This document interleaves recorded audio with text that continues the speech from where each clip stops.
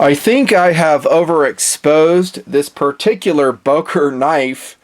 This is probably the 8th video I've featured it in, not counting its own review on Tabletop. Why do I do that? Because it is fabulous. That is why. The Boker FR. Ladies and gentlemen of the knife show, here you go. This is the mass drop version. And you know how I got this one? Guys and gals using my link give me some points at drop, and I just cash it in for more blades to review. There you go. That's how those links work. They give me a few cents, some credit at drop. I just go get more stuff to review. Like this one. This is a drop exclusive G10 titanium clip, titanium frame. It's awesome. So excellent. The clip will bend on you, like I said in the review. And this, of course, is the Brad Zinker collab with Boker. This is the less expensive version with VG10 steel. Wearing, by the way, my very exclusive nutnfancy Edge Pro Apex Edge on it. Look at this sucker. That is an edge, boys and girls. It's just VG10, so it will, dull soon enough. Anyways, they're going to go on the table as a decoration as we talk about Boker again. We have a Y-Wing from our Action Fleet collection, Sans R2 unit. He is MIA.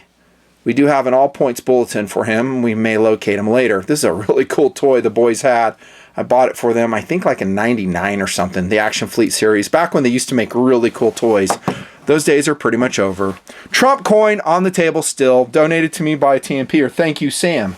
Good dude. Met Sam the other day. He's an awesome dude. Now we go on with the Boker Alligator Toast frame lock review. Model number 01SC487. It will be less expensive than its more upscale brethren at the top here. So if these are a little too rich for your blood, but you still have a hankering for a blade, I would recommend that you would spring $25 for this Alligator Toast. Totally worth it. Totally. It's not even a question of whether I would buy this for $25. I'm assuming that you're a value knife collector. I mean, you're watching the video, so you're obviously interested in knives. You like them. They fill some void in your life, just like knives and watches do for us. Wegener Escort coming into frame. My daily wear watch with a nutnfancy hands mod. I like it. I wouldn't say I'm totally in love with this watch, even after my hands mod. It's okay. The hands were not good at all, and I painted the second hand red. It's a good value watch. I mean, I got it for so cheap. I mean, it's like $59 on sale. $59. It fills my soul, though, just like the Toast will you for $25. Now, let's start off with the obvious thing right here. It is a stainless steel frame lock knife. And generally, in years past here in the knife show, I have, kind of discounted them because they're so damn heavy. This is no lightweight, but I don't think it's outlandish either. It's 3.8 ounces, 4 ounces depending on your scale. That's in the ballpark. And it's not a total stainless steel knife anyhow. Like one of its competitive options I want to show you is it's half FRN. So that's kind of a cool makeup, isn't it? So on this side, we have an unlined FRN handle. See this portion right here? And then we have the stainless steel frame lock. Pretty sick, right? And that even has an over travel stop in the lock bar, which is amazing at this price point. Pretty excellent. Speed is superb. It really is. It comes out super fast. Lockup is tight. Timing on the bar is absolute perfection. Let's check the retention, the detent. Very nice, but not so, stiff that it takes a lot of pressure to deploy it. Yeah, I really like the speed of this knife. I do. The blade shape is great. I have no issues with the blade. It's long and slender for real EDC work. Food preparation, opening boxes, packages, stuff that you're really going to use your knife for. Hollow ground, it's not flat ground. We have a nice flat here for your Edge Pro Apex. If, like this knife right here, you desire absolute sharpness. I'm putting a link to Blade HQ on the EPA because I'm really trying to have guys, sharpen their blades.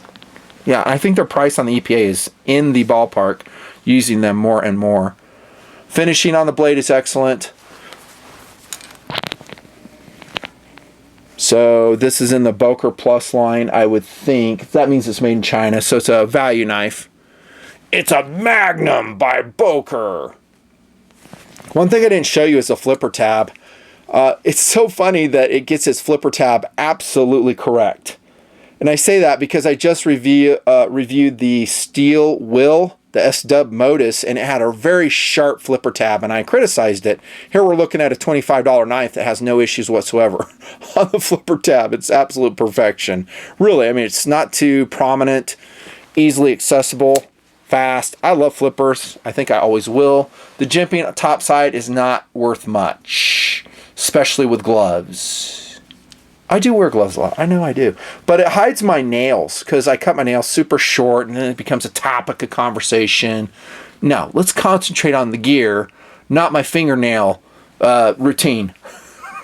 Or the cuts I have on my hand or whatever's going on. Okay, the clip is, well, as you can see, a very sad tip down orientation. Kind of. And here's what I mean by kind of.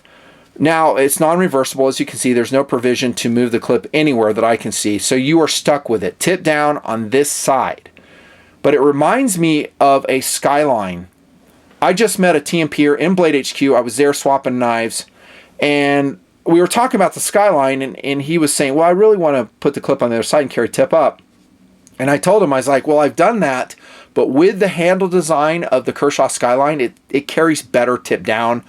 I had said that in several reviews years ago. This is the same way. The way it's tapered like here, I think the handle will carry better in that orientation.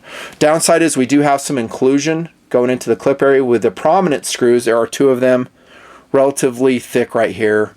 I didn't have a problem connecting it to tactical pants though. It worked pretty well.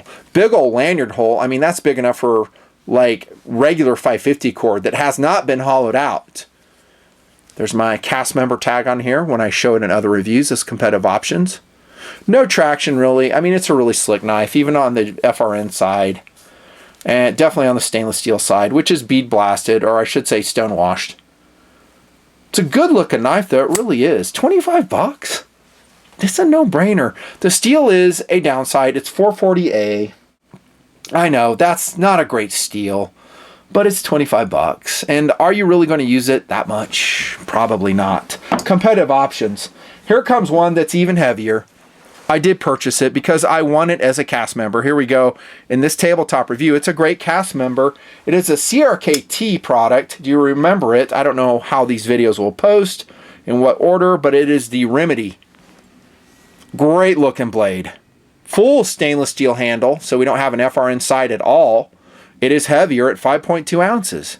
And I talk about that in the tabletop review. And I say in that review, I give it a pass because it has so much more in its formula that I love. Perfect blade, really awesome blade, decent jimping, IKBS, that's really cool. Hollow ground, the finishing on the blade is superb on this CRKT. Really a nice knife. Bigger knife, so it can function as a tactical blade. Really nice flipper that's not sharp. Comfortable, very thin stainless steel handle that's rounded with an almost perfect deep carry pocket clip. So in this knife, for its price, I don't really care if it's, I don't care if it's 5.2 ounces. I know 4 ounces is still out there. I ain't going to say I'm going to abandon that. I ain't. Another competitive option. This is not a stainless steel handle knife because I honestly don't have that many of them because I generally don't like them. Here comes a CRKT Prowess. Purchased by a lot of TMPers, and I've heard good things. They love it. Prowess is an excellent knife. Also, a Ken Onion design, IKBS, fast, kind of the Ken Onion handle design as you see here. It's just very organic, flowing, hand filling. It is short, but it just fits the hand very nice and ergonomically. You can see my weight I wrote on there, 4.4 ounces. Really nice knife. I love the Prowess a lot. Good finishing. Flat ground, super sharp out of box, no flipper problems at all. Kind of an unusual clip. It's going to be carrying tip down too, and it's not reversible, so you're just kind of stuck with it in that orientation. There you go, some value knives. Maybe not the two at the top, but definitely the Alligator Toast is $25. 25 bucks? Oh, yeah, for sure. Even at 440A, I'd give it a pass because slender blade, super fast, carries easily. It's fun. It could be a beater knife too. Nut and fancy. See ya.